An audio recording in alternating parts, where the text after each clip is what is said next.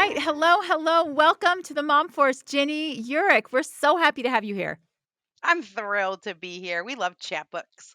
Oh, yay. Well, I love everything you do with 1,000 hours outside. I have been reading your book. I have been binging your amazing Oh, podcasts. I even, for my 50th birthday, I turned 50 on July 1st. And happy I did this.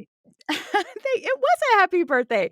But Yes. one of the fun things that I did is decided to track my hours outside in July. And I'm like, okay, 50 hours outside for my 50th birthday. We can do this. I And I love got it. some of my friends and family to follow along. It's amazing how when you track something, you're more mindful of it, you're more deliberate, Mhm, it's more likely to happen, and I'm sure that's all in the thought process of 1,000 hours outside, and I can't wait to mhm, dig in and talk about everything, spending time outside and the blessings and power that come from that.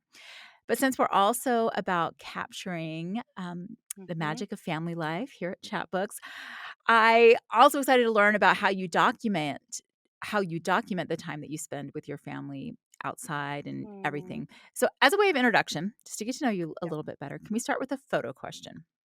sure. Often a pretty photo doesn't really tell the whole story of the moment, right? Like you're Mhm. trying to gather kids for a family photo and one's having an epic meltdown and you bribe them with candy to get them to just come into the frame and just feign a Mhm. smile to grab that one photo.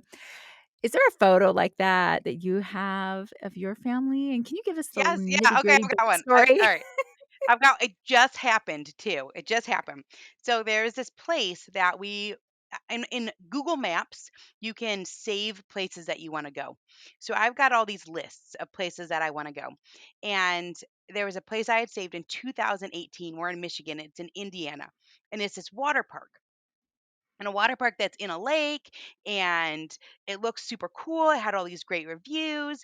And so we were heading out of town, and it was like the only day this summer. Like, we have to go to this water park. It's not on the way, it's completely out of the way. It's the opposite direction of where we're trying to get at the end. But this is the only day that we can go. Like, let's go, load up the kids. And I'd seen someone recently post about it on Instagram, and it'd been on my list for 4 years, Vanessa. So we're going.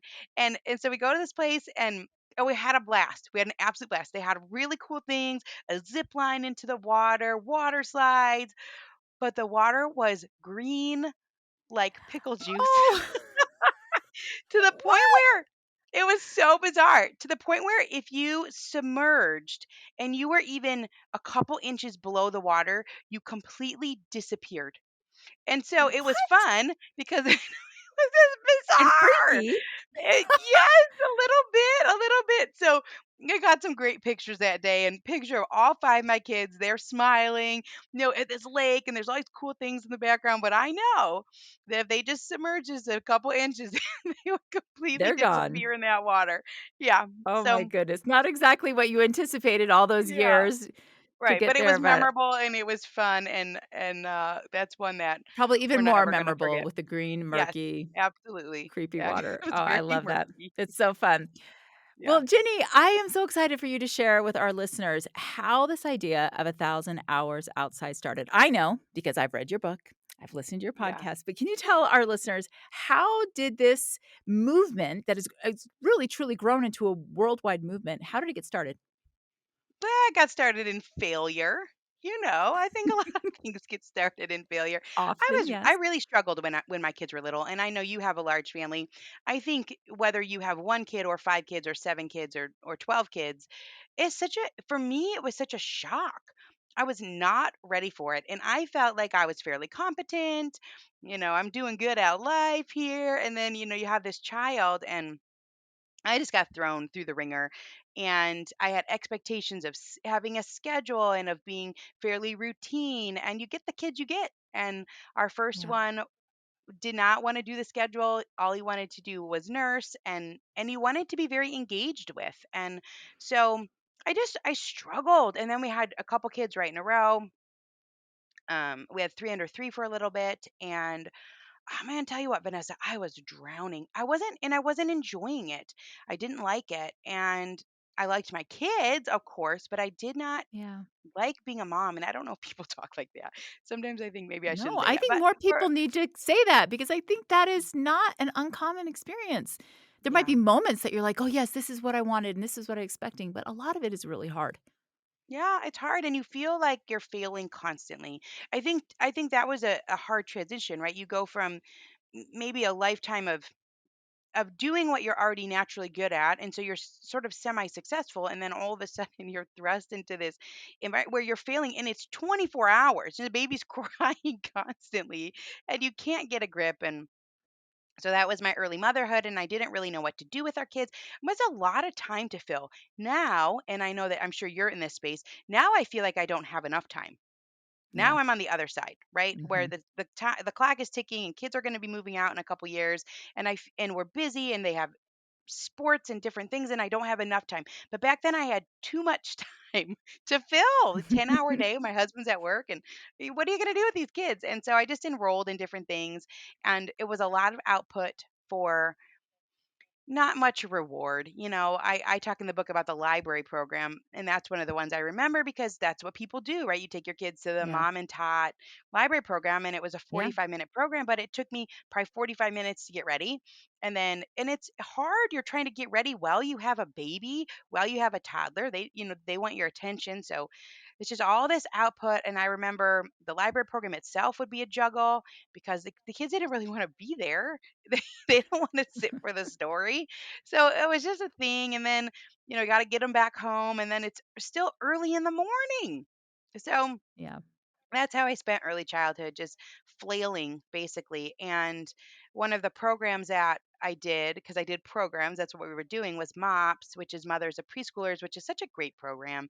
Oh, It's a it's place where I think fabulous. people, yeah, they build lifelong friendships there. And because you're traversing those hard years together and you're supporting each other in those times that can feel very dark at times. And so I had a friend at my mom's table who was going to be homeschooling, and we knew also that we were going to be homeschooling because the school day here was real long for kindergarten. It used to be a half day, and then all of a sudden it was kind of like right when our oldest turned 5, or a couple years before it changed to full day. And this is a long day, so we knew we were going to homeschool.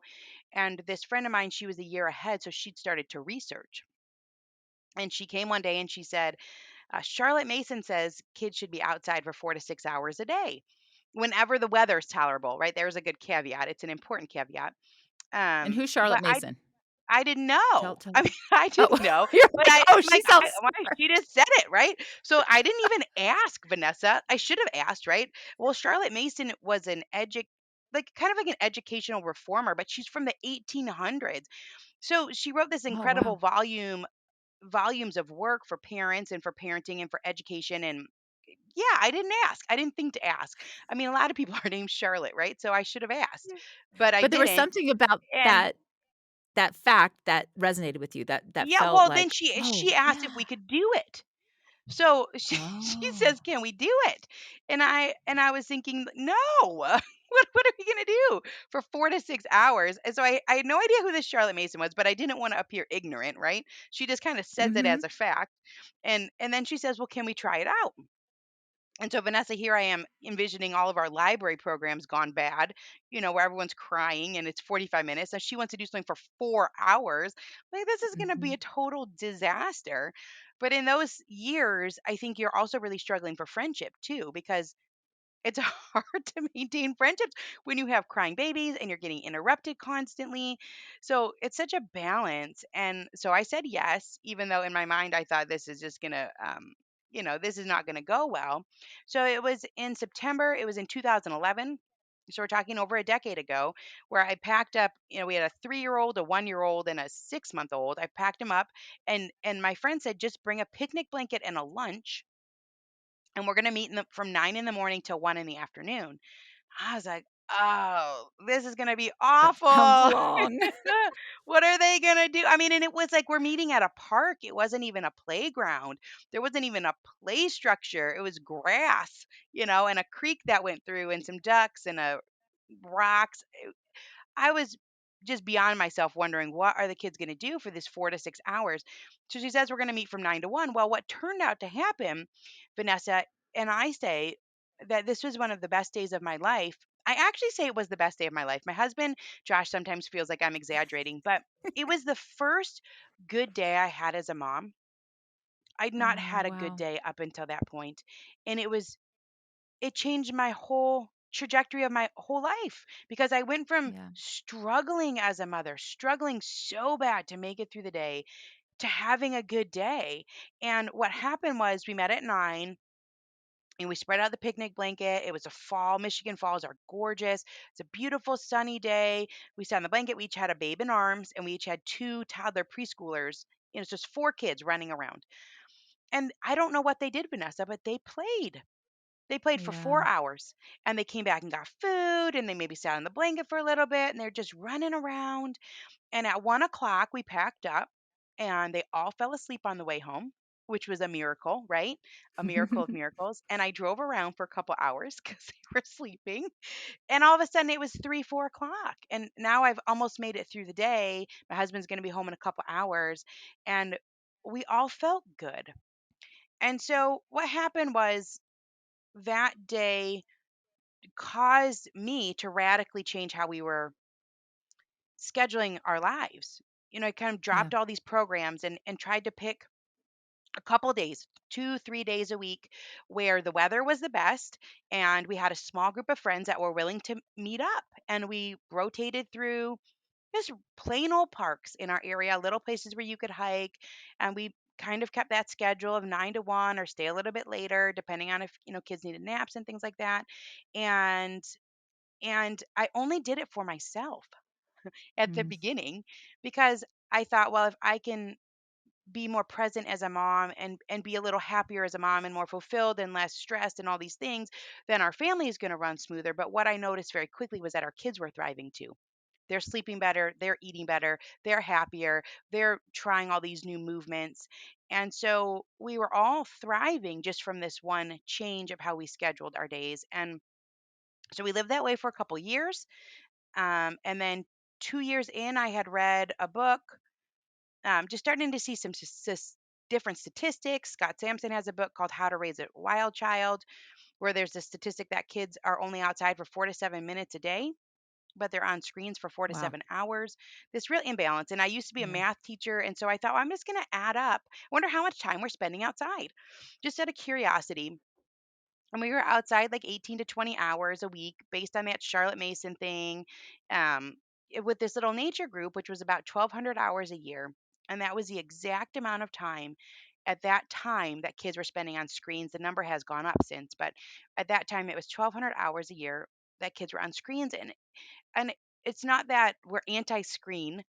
Our kids like screens and video games and things like that. But what it made me think was, what would we have lost if all Yeah. that time had gone to screens? We had this rich year. I could look back at that year of relationship and experience and fun and joy and laughter and memories and all those things. They're in our chat books, all of these Okay. things that we did. And I could, what if we wouldn't have had those? And even to this day, people, they send messages and they say, I if not for this challenge, I wouldn't have had this memory. So it's kind of about finding the things that we don't even know we're losing. Um, so Yeah. anyway, I thought it had been so transforming for myself and for our family. I thought I'm going to write about it. Blogs were big back in 2013, and I called it 1,000 hours outside because it was a little catchier than 1,200 hours outside.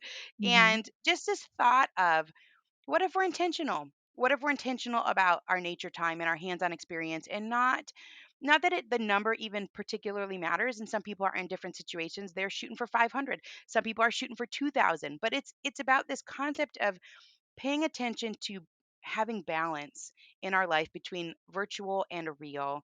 And so I started it back then as a blog, and over the years it's grown. People thought it was so bizarre for a very long time, Vanessa, for years and years. Like, you keep track of how much time you're outside? Who does that? But the initial idea seemed bizarre to me as well. But it had so changed our life. And there's books out now. Angela Hanscom has a book called Balanced and Barefoot, which is a phenomenal book. She's a pediatric occupational therapist where she's seeing the front line of decline in skills of children.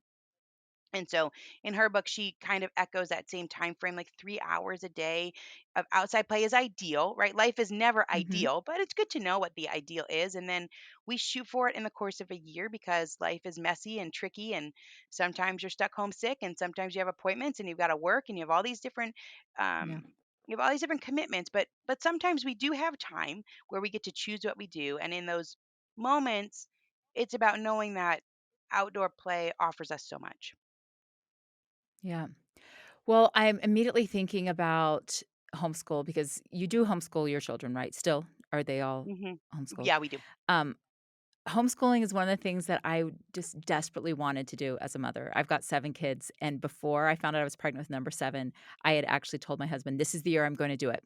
And I even emailed the schools to say, "I'm gonna be homeschooling my kids next year." I was finally brave enough to do it, partly because I had a friend who was doing it, and I'm like, Hmm. "Okay, she's making it work." Because my heart just felt like I want more control of the hours of my children's days. Like, I wanna Hmm. do these things. We were living in Florida at the time. I want beach days. I wanna go travel. I wanna just have them under my wing. There are things that I wanna teach them that I'm having a hard time finding the time for. Anyway, I ended up finding I was pregnant, like, a week later, and then I was like, "Never mind, that plan is off. I can't imagine having a brand new baby and Retract trying to the figure out email. homeschool." Retract the email. Never mind. But I have had an opportunity to homeschool each child, individually, for different reasons, pull them out of school, and we had that special time to go do things together and bond together in new ways, and anyway, I'm thinking about the regular, like, public school schedule. My kids now leave at 7:45, and then after sports, they're home at, like, 5. How do Mhm. you fit in outside time? Like, Yeah, and we already what's the practical? yeah, So so the practical is that everyone has a different amount of time where they get to choose what they're going to do. So that's the practical. But but that's why we have a year-long goal is because 3 hours a day is not practical for the majority of families because like you said you're not getting home till 5 and kids have homework, but we can go out on the weekends. We could spend a 6-hour day at the beach. We could go on a long family hike and take a picnic. We can do our dinner outside on the deck. We could play a card game. We could go on a vacation when we choose our vacation and we're gone for 3 or 4 days. We could choose a place where there's cool hiking trails. We can go to the mhm, beach. We can camp. Camping ups your hours considerably. You know, you can go camping for a long weekend. So it's about just a little bit of a mindset set shift. Obviously, if the sports are outside, those count. Those count as the hours and recess and all those types of things. It's a reason why I mean, a lot of recess is really good for kids. You know, if schools can go the opposite direction instead of it's gotten cut down over the years. But we had a lot of recess yeah, when we were kids. I think we had yeah, three, and they were 45 minutes to an hour. That's a lot of time outside. I mean, I probably got it as a child through school and walking to school. I would have gotten most of my time yeah, same outside here, because and there would have been an hour and a half. I don't remember so much homework either when I was Right, in school. We'd come right. home and then just disappear until dinner. Like, Yeah, especially really? elementary school. I don't think there was Yeah. any, and I'm seeing parents who are saying, "Look, I just tell my teacher, I've got elementary school kids. I just tell them in our family we don't do homework." And they say, Oh, man. "Okay." So I did that it's real once. tricky.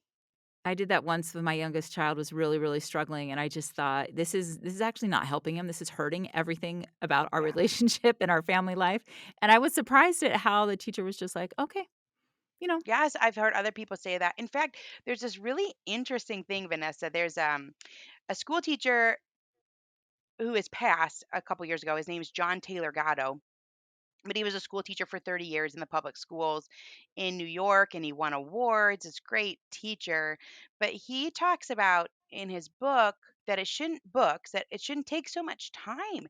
He actually said that it's well documented that kids can learn everything they need to learn. He calls it functional literacy. So reading, writing, Mhm. math, that that at the right age and stage, they can learn everything they need to learn in order to learn anything else they want to learn down the road in less than 100 hours, less than Yeah, 100 contact hours. So it's eye-opening, right? Because that's what? That's 3 weeks of school. yeah, And so what we have is we have this system that it's 15,000 hours of childhood and then some because they're sending kids home with homework. So, you know, every family is so different and unique. And that's part of the joy of it is figuring out how we want things to look for our own family. But you know, a walk after school, riding a bike to school, walking to school in the morning if that's a possibility. There's parents that pick their kids up from school and go to the park for an hour yeah. instead of going straight home.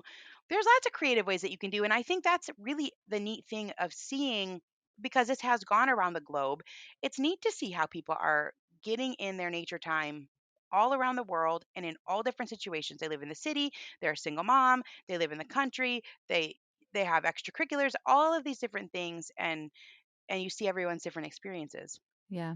Well, and I will say from my experience tracking just the month of July, all of a sudden I realized why am I reading this book inside? I'm going to go outside. I'm going to sit outside in the sun and read my book. And Right. because I was thinking about it and tracking it, I just found myself more like making it happen more often. And I was doing it just for me, but I'm the mom, so often I would bring my kids with me.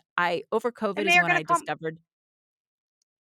Oh, sorry, go ahead. I was just gonna say Oh, over COVID is when I discovered the power of a daily walk, after being cooped up mm, inside, working from home with all my kids, I'm like, "I gotta get out and get some fresh air," and I realized, wow, this is, like, so restorative and amazing. I want to do this every single day. It's kind of nice to be able to leave everyone in my house behind to just have me time, but it's also really easy to grab a couple of kids to come along on my walk with me.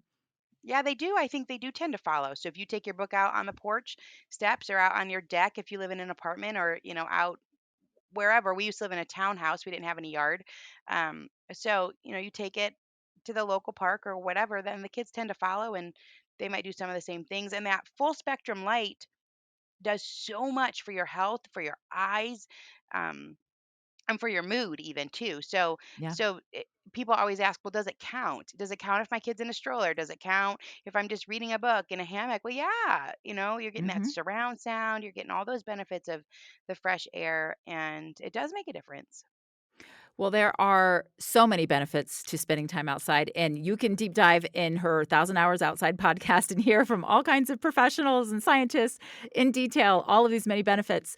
But I want to know from you in particular, personally, the number one benefit for you, Ginny, being outside, and then the biggest benefit that you've felt as a family. For me, I think the thing that was a linchpin for my decision to commit to being outdoors um, are the cognitive benefits. And so I had read this book by Carla Hannaford. She is a PhD. She's been on our podcast. She wrote a book called Smart Moves: Why Learning is Not All in Your Head. And she makes a case for how when we engage in complex movements, our brain capacity increases, basically. The neurons, they're firing faster, they make better connections, and it protects and enhances your brain function. So she gives the example of if you're an elderly person and you dance regularly, it decreases your risk of Alzheimer's and dementia by 76%, some huge number. Really? Yeah, so I'm like, Wow. well, what are we doing with our time while we're watching Netflix? We're sitting around. We should be dancing. And the point is that Oh, these complexities, they're helping our brains adapt and be flexible and strengthen them. And when we go outside with our children, this is what they naturally do. They naturally engage in harder and harder things. You don't even have to tell them. So our youngest daughter, she learned how to climb over a fence. She's 6, so she learned this past spring, and she's been working on it for a couple years, how to swing that leg over the top and come down the other side. And so that's what they do. They climb up on a stump, and they're climbing higher. And so for me, that's the most intriguing because our world is requiring flexibility.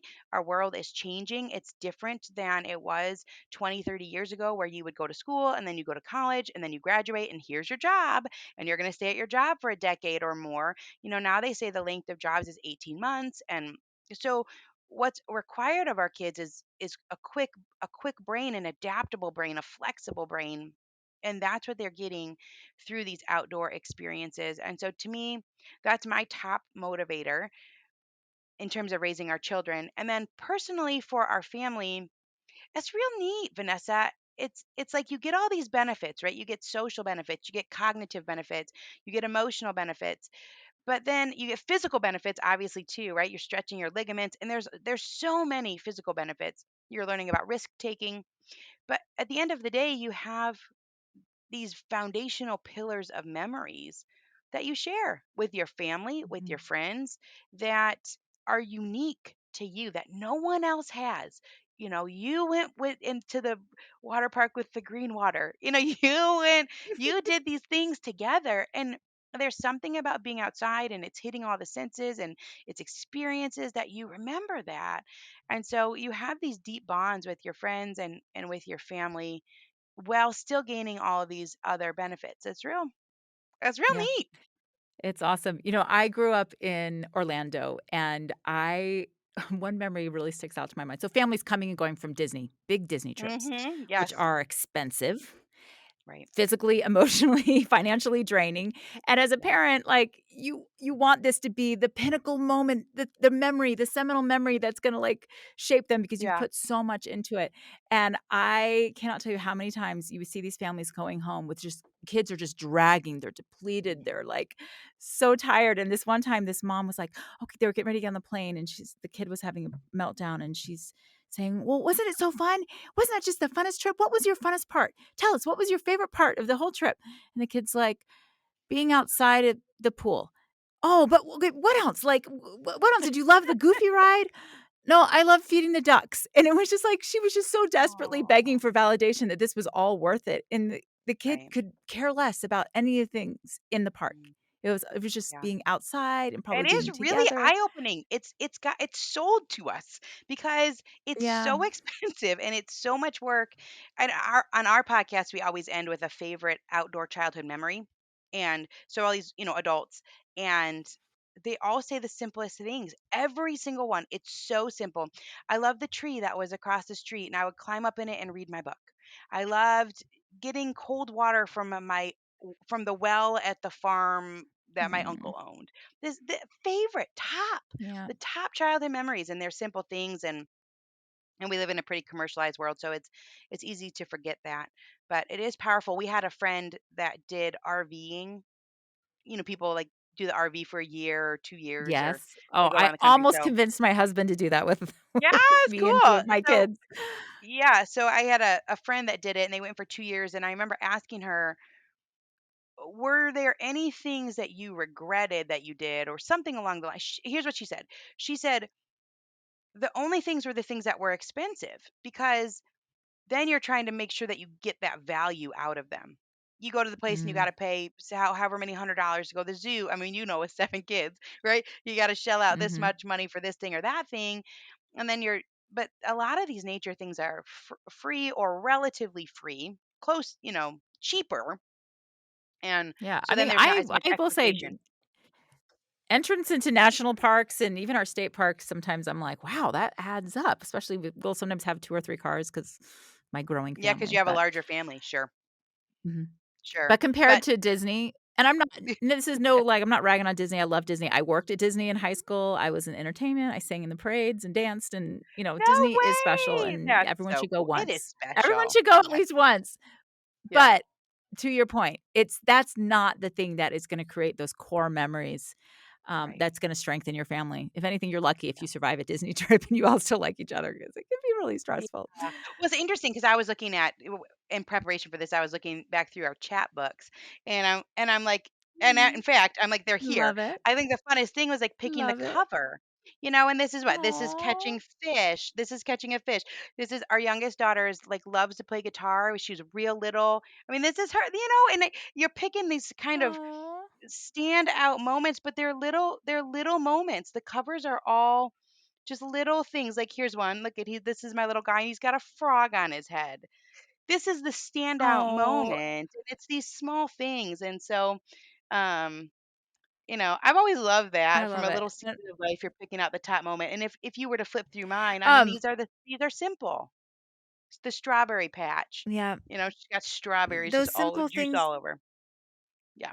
that's the magic. That is the magic of family life. All right, and I wanna talk to you more about photos and all things photos, but I've got more questions for you about this outside Hmm. thing because as you were talking about some of the benefits that come from outside play, unstructured play outside, I'm thinking of also the risks that sometimes come. I'm thinking about all the outside time that I spent as a child when my mom had no idea where I was, no way of contacting Right. me. She knew we'd come home when we got hungry enough. But some of the things I did were downright dangerous. Like I grew up in Florida. There was this little river that we loved to go play in. I remember swimming with water moccasins. Like, seriously, I'm just lucky that I never got bit. But what do you say to parents who we're now so programmed to be protective, right? And we have ways of Mhm. tracking our kids and monitoring, and we're so used to knowing at all times where they are and assessing risk. How do you kind of let go of that? And as your kids are, for example, learning to climb a tree, I have a scar under my Right. eyebrow from falling out of a tree as a little kid. I'm lucky it didn't poke my eyeball out. How do you handle Yeah. the risks there? A risk is tricky. I think it helps if you start when your kids are young because then they're growing their risk muscles and you are too. There is this, I think, set of muscles that you grow as you're kind of letting go and learning to trust them. Mm, I listened to this mhm, um gosh, I can't think of his name. It's on there's those master classes, and it was a photographer. He was an adventure photographer, and he has this master class, and so there's not that many of them. People will be able to find it pretty easily, but he talks about how risk assessment involves two things. So this is a guy that's skiing down a mountain with all these video cameras, doing all these really risky mhm. type things to get the cool shot, and mountain climbing and doing all this stuff. And he said risk assessment is a like this instantaneous calculation of two things. One is how dangerous is it? Or how likely is it that how dangerous is it? If I fall catastrophically from a really high point in a tree, that's extremely dangerous. How dangerous is it? You got a little one near the water. It's highly dangerous. And then the Mhm. second thing is how likely is it to happen, right? So, if you put a little one near a body of water, it's very likely that there's going to be a catastrophic accident. But if you have a 2-year old that climbs up onto a fallen log, it's highly likely that they're going to fall off, but it's not catastrophic, right? They're going to have a bump, Mm, they're going to have a scrape, you're going to have to put a band-aid on. And so I think that childhood is this time where kids are learning how to assess risk in those quick moments. And so as a parent, when am I supposed to step in? Well, I think we're supposed to step in when it's catastrophic, right? We're not going to let our little one play near a big body of water because that's too risky. How high yeah. do we let them climb into a tree? I mean, these are the things that we think about um, in terms of risk, and so they're learning how to be in their body. They say that in the long term, it's more risky to not let them play because then they're not learning. They're not learning what they can do Yeah. and how their body can move and how they can adjust their body and that type of thing. I tell this story. We were in North Carolina at this really cool waterfall. It's called Graveyard Fields, which is a weird name, but it's a real cool waterfall. And we're traversing the wet rocks, and the kids are running through, and they're so nimble, right, Vanessa? They're going. I'm trying to keep up, and you can feel your brain working. Because you're constantly having to adjust, and is this rock going to slip, and where do I put my foot? And your brain is tired by the end of those experiences. But I was, kind of trying to keep up with my kids, and I slipped, and I would have gone downstream a little bit, and I would have gotten hurt. And my daughter, who was 7 at the time, grabbed me. She had enough wherewithal Wow. in her own body to keep herself upright, and and then she's like, "Remember that vacation when I saved your life?" Which Oh. was an over exaggeration. Exaggeration. But anyway, um, so they're learning how to be in their body, and if they're outside from the time they're fairly young, it's a small progression, right, where they're learning what their Yeah. body can and can't do, and we're stepping in when it could be catastrophic. I think then the other piece of it is stranger danger, and I think that there are a lot of tools, all of it. Like there's this company called Cosmo Technologies, and they've got a smartwatch for kids. There's different things that for that piece of it in terms of being out and about, if it's looked down upon now or we are truly feeling some anxiety about it, there are technology tools that can help with that piece of it too. Yeah. Yeah. As I'm hearing you talk about, like, building that physical strength and resiliency, I can't help but think about the mental benefits too. In an era where so many kids are struggling with the mental health. And actually, someone's posted a question that they wanted me to ask you. This is from Cassie. She says, "How has spending 1,000 hours outside impacted your family's mental health specifically?" Can you answer to that? Mm. Well, but they say that even looking at nature is calming for children. And so with the research, you you don't even really need the research, but the research backs up that when you step outside, it lowers your blood pressure, it helps you to be present, and someone even was just talking the other day about how when you're in a state of awe and wonder, that you can't even be anxious at the same time. It's like Mm, physically impossible to have those two things going on at the same time. And so when you're outside and there's these things that are catching your attention, the shapes of the clouds, the birds are singing, you find things. Our brains are wired for novelty. And so mm, we're looking for the new. And I think that technology companies, they have they've capitalized on that, right? With the swipe down, you're always seeing there's always something new. There's always more news. There's always something else that you can see, but nature provides it too. Nature sure does. You go out and the yeah, seasons change and there's things that you find and you have these experiences. You find a praying mantis egg sac. You you see the squirrels chasing each other. These things that capture your attention in a way that stokes awe and wonder. The relationship piece, there's a lot going on when you head outside that is a safeguard for mental health. And there's a lot of pieces of it. yeah. Well, and hearing your kind of origin story about going outside, you were with a friend. Is that a Hmm. big key takeaway is to find a buddy, find a partner? Because Yes, yes, um yeah, I'm thinking about, like, my kids, they all have different appetites and interests, and I'm bound to have a naysayer, like, so going with friends might help, get everyone on board. What are some other things to take into consideration? Things to pack, like, you've got the most experience here. What are your, like, go-tos if you're planning an outing?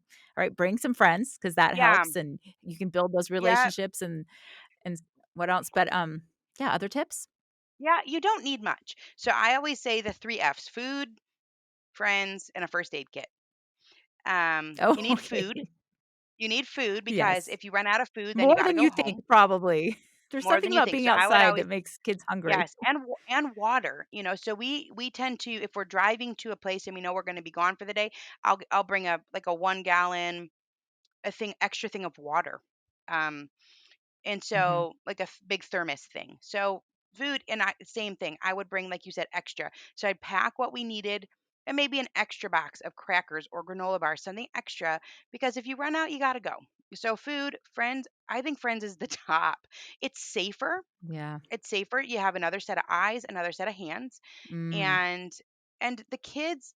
One of the questions we had said we were going to talk about was if you have reluctant kids, and I think a lot of kids are Yeah. reluctant to go outside, because it's a transition. It's You have to rely on your own brain power.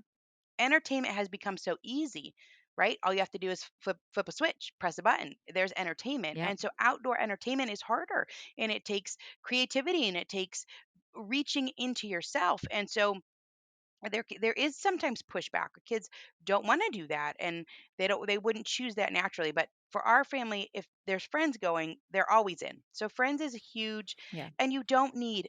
I mean, if you had one other family that you can meet. I mean, that's all you need. If you have a group of two or three or four, and then people, if someone's sick, or that's it. And you make your own little club. You find a couple like-minded people, and that really helps. And then a first aid kit helps too.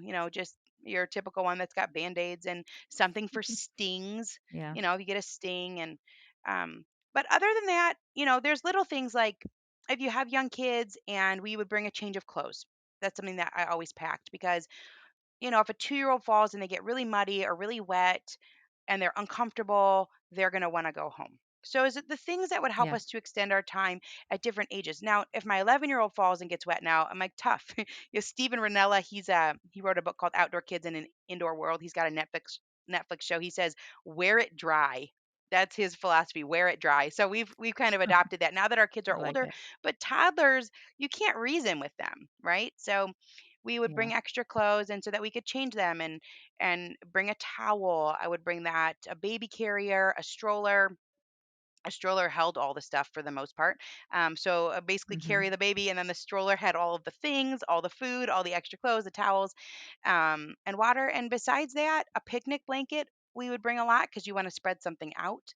So you're sitting down if the grass is wet or something like that. But other than that, there's not much you need. Yeah. Okay, I've got one other question for you, and I'm hoping you can, like, help me through a little problem that I'm having right now, and Mhm.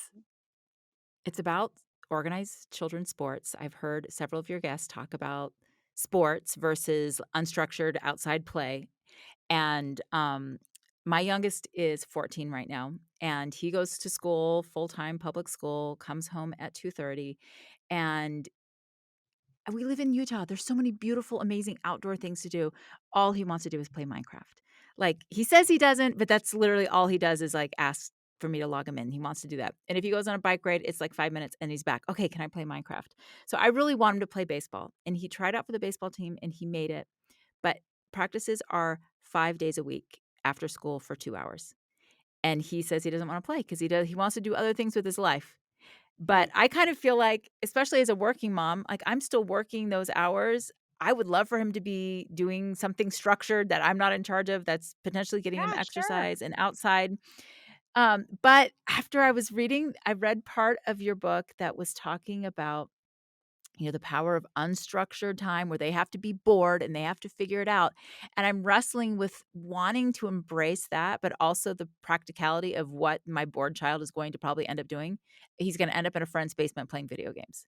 So, Right, what would you right. do, Well, Ginny, if you were I me would on I this? would Would you if I were you, force? I would stick with the sports. Absolutely, I would stick with the sports.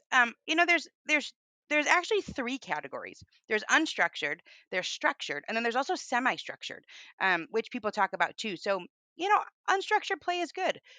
So, maybe on the weekends there's some of that, or maybe in the summer there's a little bit of that. But the structured play is also good too. And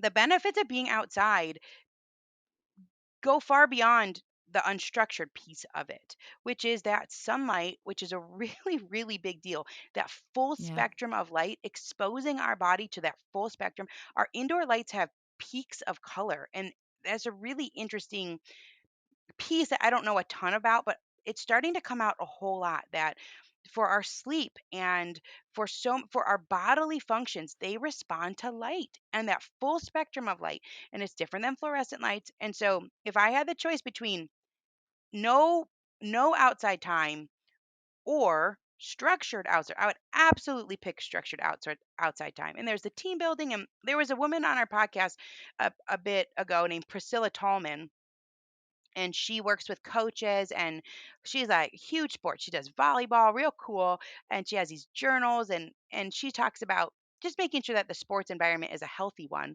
But that Mhm. was her life growing up, was that her mom was working, and so sports were the answer for after school activities, and it really helped shape who she was, and she enjoyed it, and she had friendships, and so there's just there's benefits to all the different types of ways that we get Yeah. outside, and sports definitely has its benefits. Okay. Well, I'm gonna take that as a stamp of approval. Thank you, Ginny, for Yeah. that. Yeah, I mean, that's I great. love how everything you do is all about strengthening families and, relationships with your friends, with your outside time, with your kids, spending time outside. I even heard an episode that you did with your husband about date nights outside. Date nights don't have to be Yeah, like dinner and a movie and away from the kids. Actually, go right. outside, bring your kids. They'll run off and do the things that they do, and you can have, wonderful connecting time outside. Strengthening families is at the core of everything we do here at Chatbooks, and I love that you showed Yeah. me some of your Chatbooks that are h Mm, holding on to some of the memories of your time outside. I wanna hear more about photos and how you handle photos, because I'm assuming you take a lot of photos or videos when you're outside adventuring with your family. yeah. Do you have any routines or habits or systems that help you manage all of that? I do take a lot of photos. I feel like photos are a gift. And in Mm. fact, I think actually that when I started 1000 Hours Outside, I had a lot of photos. Now they're not good photos. I would try to take all these photography classes, Vanessa. I think some people have the eye for it and some people do not. Mhm. And I think you can get better at anything. I totally believe in growth mindset, but I just don't really have that creative eye for it. But I took a lot of photos because the days are hard, especially in Yeah. those early years. And kids are crying and they're fussing, and my blood pressure is up. even some of the times when we're outside, right? But then I would come home at night, and when I put everyone to bed, I would go back through that day and I would look at the photos, and it felt like someone giving me this huge gift. Oh, Yeah. look at the memories that you made. Look at the connections that you had. And even still, photos are so powerful to look back over the years. I think they're powerful to keep us motivated, even to continue to make the memories. And so I like the chat book system. I mean, we haven't done much else besides the chat books because they make it easy to grab from your social media and use hashtags or to pick your favorite. You know, you pick your favorites. It's that the hardest part for me is picking the favorites because Yeah. you have so many special moments and different memories. In fact, Jim Gaffigan has this quote where he says, "I have more pictures of my kids than my parents even looked at me," or something like that. No, I I know, really it's have. true. We really have Well, changed. and I'm all for taking all of the photos. I don't think you have to print every single one of them, but Right. enough to just represent the magic of everyday family life because Mhm. we have hard days and sometimes you just need to look back at it and be like, "You know what? We're doing Yeah. great." Like, we have an Yeah, we had some amazing fun family, times. and I'm a good mom. We actually did a research project with HP. We surveyed 1,200 families about their photo habits and printing habits, and Interesting. 90 something percent of the parents said that they feel like better parents when they print photos because they talk about them and they reminisce Wow. on the good times. And, it's normal for family life to have hard times too. And I'm all for taking Yes. pictures, and Yes. even in the hard stuff, because there are Hmm. important lessons to learn through Yes. the hard things we go through. But there's strength in holding on to our stories and Hmm. looking for the magic every day. If you have Yeah. that mindset of looking for those little Hmm. moments, those little magical moments, you're gonna see them more often. So speaking of Yeah. magical moments, I snapped a photo the other day. I had planned this outing for our family, a boat the boat trip of the summer, and I didn't even think to look at the forecast because here in Utah, it usually is sunny all the time. Yeah. Guess what? Rain. It rained. So much rain, and it was cold even. The wind was blowing. But my kids, they were such good sports. They got out there in the tube. They were being crazy, and they're all older. My oldest is 27. He was out there acting like a child on this tube, and it was Mm, amazing, and I snapped a photo, and they would probably die if I posted it on social media, but that was a magical moment that I got to yeah. capture in the moment and that I will treasure forever. Is there an everyday family moment that you have captured recently that was just magic? Oh goodness, yeah, we have so many. But well, I was thinking about that Green Lake one. That was our Oh, most that was most that was pretty recent good. That was one. pretty good. But it is interesting how the everyday is magical. And when you can capture it, we've had a slew of traveling based around my work, so conferences and things, and we have our first trip of the year next week that's not based around work, and I'm really looking forward to it. It's up in the Upper Peninsula of Michigan, which is absolutely gorgeous. It's kind of unpopulated up there. It's so beautiful. And so we went last year actually for the first time, and one of our most magical moments was that we found what's called a Uper light. And Hmm, so the Upper Peninsula, so you got Michigan is the Lower Peninsula, then you have the Upper Peninsula. You have to cross the Mackinac Bridge to get up there, and people who live on the Upper Peninsula, the UP, Upper Peninsula, they call themselves Yoopers, and they spell it okay. Yooper, Yoopers. And so there's a whole thing. It's a Okay, I've whole never heard of it, but subculture. fascinating. The Yoopers live up in the Upper Peninsula of Michigan, and maybe in 2017, not that long ago, within the last 5 or so years, someone was out on the shores of Lake Superior, which is up here, at night with a black light, and found that there are these rocks, and you can only find them, at least at this point, on the shore of Lake Superior, these rocks that glow. They look like a normal rock. They're gray. They look like a totally normal rock. But when you shine a black light on them, they turn bright purple and orange, Wow, like fluorescent. It's the that coolest is thing. So they're magic. called, so the guy who found them, he named them Uper lights. That's the name of the rock. Okay. And so we had learned about them years ago, and we are finally up in the Upper Peninsula. It's hard to find lodging for a large family, which is why Mm, we hadn't gone up until that point. But we had some friends that opened up this little set of cottages called the UP Sunrise Cottages. And so we went up there and we took this trek over to find these Uperlites, and it's cold and it's dark, and sure enough, we had to wait till the sun went down, and just thousands and thousands of rocks going back and forth with this flashlight. And sure enough, So cool. someone found one. And so we've got this picture holding this rock, and it's dark and it's bright, bright fluorescent purple and fluorescent orange. And it's just a really standout moment in our little family story of finding that and having that experience. And so that I would say that's a pretty I love magical that. one. But And I'm even the putting day to day, yeah, day to day. There's always yeah. a little I mean, glimmer every of book magic. that I showed you here, these are all this day to day. Yeah. Someone told me, and I'm not sure if you've read this anywhere, and it's so hard to say things on the internet anymore if you don't have the proper research. But someone had Mhm. told me that kids who live in homes where pictures are printed have a higher self esteem. Yeah. Oh, yeah, there is science backing that up. In fact, we found that same finding when we did our big research study too. Hmm, that's Yep. interesting. Higher self-esteem, higher problem-solving skills, um, Hmm, yeah, lower instances of anxiety. yeah. It's amazing. There's so many benefits to Hmm. printing photos, and it's also the stories that you tell around it too. A lot of Yeah. it has to do with that elaborative reminiscing and the storytelling. Speaking of Yeah. stories, is there a story about you, something that would surprise our audience that there's happen might be a photo to go with? Well, okay, I okay. So I was asking my kids before this, cause and my husband, because I was like, I can't really think of anything, but I have 4 books out. Trying to think. Four. I have a book coming out in December, so I have 3 books out and one coming out in December, and 2 more coming out after that. And I do not like writing one iota. I can't. I'm not good at really? it. It's so hard for me. The words don't come. It's like, it's one of the things. Some people love to write. It's a Yeah. favorite pastime of theirs, helps calm them down, and I just cannot stand it.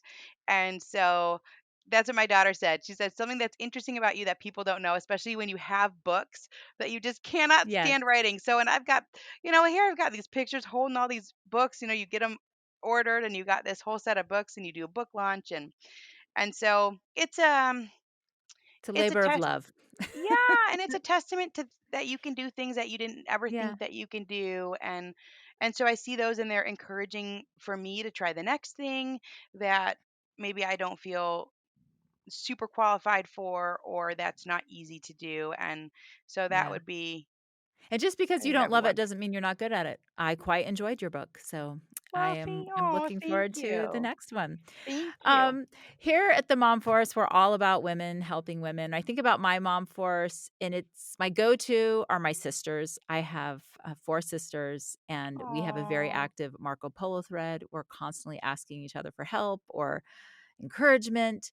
What does your Mom Force look like? wow. Okay, well, Vanessa, I have no sisters, but I have 2 beautiful sister-in-laws, Mhm.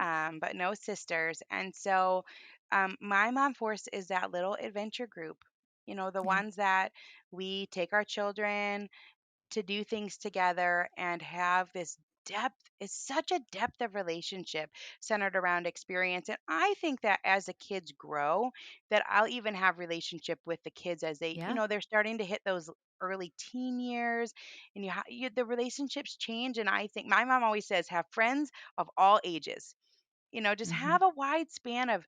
And so I think these teens growing up, it's so neat to have known some of them since they were babies, since they were toddlers.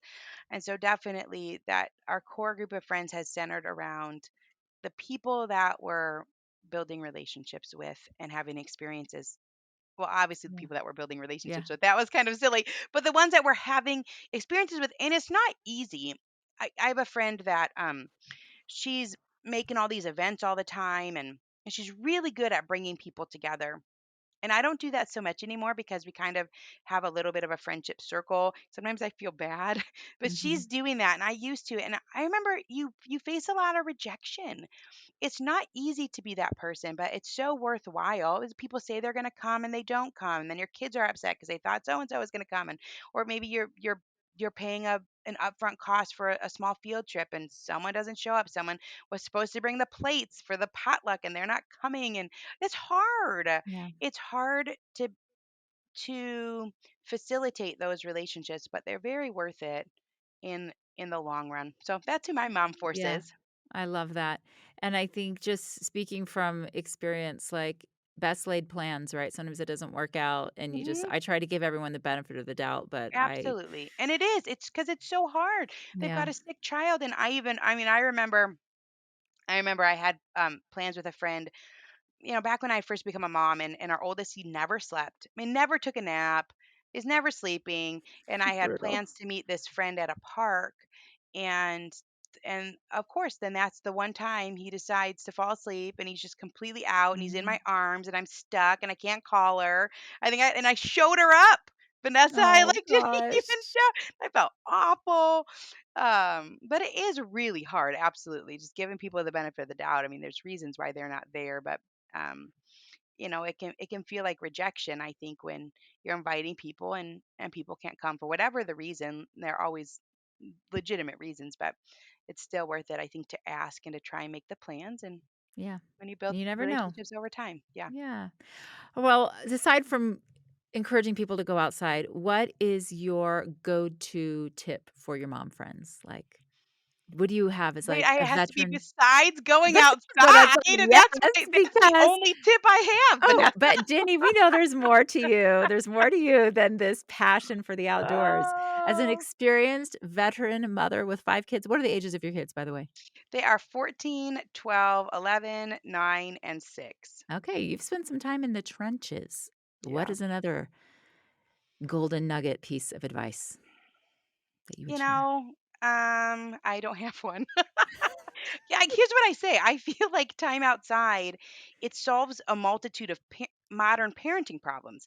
So it solves the problem of screens because you just run out of time for it, or you have less time for it. It Yeah, solves the problem, I think, of sibling rivalry because you're outside and kids tend to get along better. I think it solves the problem of connecting as a large family, or if you have an age gap. So if you have a family where you have two kids, but you've got a 9-year-old and a 2-year-old, well, you were just saying everyone was tubing or everyone's out on the boat. Well, you've got this huge span of ages, right? Now, how yeah, are you supposed to relate when you're 13 years apart from your sibling? Well, you can relate in the outdoors. It solves that. It solves, we haven't needed a doctor's appointment for any type of illness since we've started spending this much time outside. So it solves that problem. And so I have like no other advice. you've Sometimes got I'll the sit, cure all. Okay, well, I sometimes love I it. sit, sometimes I'll sit on these panels with moms, different conferences, and that's, I mean, like, what should we do? And I'm like, well, you could go Go outside. outside. You could step out the door. But Oh, I think because it's an answer to so many problems, and it's not easy, but it's not easy to implement, but it's a simple answer. Um, and so yeah. I'm a one trick pony over here, Vanessa. I've got nothing else. No, I love it, and it's true. You mentioned, immunity, not your kids not being sick. Seriously, go Hmm. listen to her podcast. There are so many amazing benefits to being outside, and you'll also love the guests when they answer the question, "The favorite outdoor memory." I'm gonna flip it on you now, Ginny, as we wrap up. What is Yes. your favorite outdoor memory? Okay, I think I had only one other person ever ask me. When we were kids, our church did a father-daughter canoe trip. And I don't think they did it every year, but they did it for a couple years in a row, and they did it in October. I don't know why they did it in Wow. October. We live in Michigan. It's cold by October, and we would go north. The rivers that you would there's a lot of rivers in Michigan that you can tube or canoe. And so there's all these pictures. It would be all the dads and all the daughters, like some of my best friends from childhood. And I think it was quick. I mean, I would imagine it was less than 48 hours, but we would go. We'd be wearing winter coats. We'd step in this canoe, with our dad, and we'd have snacks. You put them in a Ziploc bag so they don't get wet. And you canoe for the day, and they pick you Wow. up, and then you probably did dinner. And I bet we went home. I don't even think they were all that long, but I have pictures. In my mind, I can visualize the pictures of me and I've got a green coat. I got my friends there, and how special I love those that. times were. And I love that you have a picture because a picture helps solidify that memory. That's right. So guys, get out there, go outside, take the pictures, follow Ginny. Where can people find all things Ginny and 1,000 Hours Outside? Yeah, so it's all 1,000 hours outside, which is actually, I think, hard to remember because I'm running into people out and about, and they'll say, "Oh, I follow you on 100 hours outside," or I just ran into someone. She said, "I love 10,000 hours That's what my outside." husband keeps calling it, 10,000 hours. I'm Yes, like, "Whoa, I'm like, that's "Okay, I don't that's a know." lot." Yeah, it is a lot. So it's 1,000 hours outside. It's just a number, 1000, 3 zeros. That's what I should tell people, right? So we have a website, it's 1000hoursoutside.com, and on Instagram, people use hashtag 1,000 hours outside. There's over a half a million of those, where people are sharing what they're doing all around the world. And on Facebook, we have a private Facebook group that has over 100,000 people from all around the world and a Facebook page. And we have an app. Everything's just called 1,000 Hours Outside. Yeah, It's like I yeah, have no creativity. Like I said, I'm a one trick pony. It's like the 1,000 Hours Outside podcast, the 1,000 Hours Outside app. So that's all. That's all I yeah. got. And the app helps you track your hours, or you It can download a sheet does. where It you can fill does. in little, like, bubbles So and our website has it has free downloads where you can fill out bubbles, and actually it's helping model. I think it's only going to be harder for our kids to balance screens with real life, and so this is a tool to help them model. I love when I see kids filling it out. We're celebrating. That's what we're yeah, doing. We're celebrating. It's because it's hard. It's not easy to carve out time for real life moments and memories, and so we're celebrating that. So we have these free sheets that have been designed by 1000 hours outside followers and the community, and we have a contest every year where people submit these different designs, so they're beautiful. So we're filling it in one little space per hour, and then the app has badges, which is fun. The app has a place where you can fill your time in, and it gives out badges every 50 hours or 100 hours. Is a bunch of different badges on there, so so that's cool. fun too.